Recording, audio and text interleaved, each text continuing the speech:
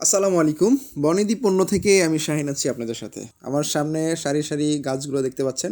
প্রতিটা গাছে কিন্তু হাঁড়ি দেওয়া হচ্ছে রস সংগ্রহের জন্য। রাজশাহীতে কিন্তু প্রচুর পরিমাণে শীত পড়ে গেছে আলহামদুলিল্লাহ। দেখুন আমাদের গাছি মামা কিভাবে গাছ কাটছে। এই গাছ থেকে যে রসগুলো সংগ্রহ হবে, এই রসগুলো কিন্তু আমরা নির্দিষ্ট তাপমাত্রায় জ্বালিয়ে খেজুরের গুড় উৎপাদন করব। খেজুরের গুড় ও পিঠা আমাদের বাঙালির শীতকালীন ঐতিহ্যের এক অবিচ্ছেদ্য অংশ। শীত পড়লেই বাংলার গ্রাম বাংলায় শুরু হয় গুড় তৈরির মৌসুম এবং পিঠাপুলি পায়েসের উৎসব। আর এই উৎসবে খাঁটি খেজুরের গুড় ছাড়া কি আর উৎসব জমে?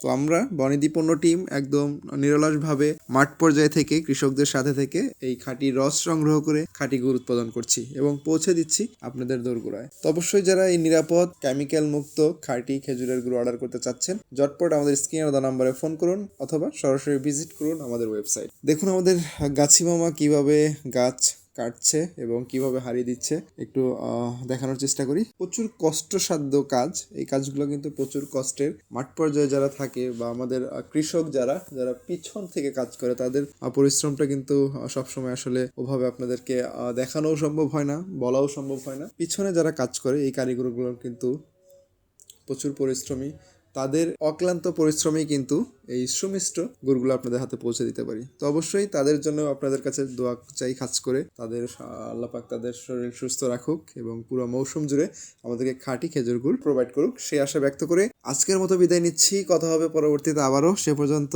সবাই ভালো থাকেন। আল্লাহ হাফেজ।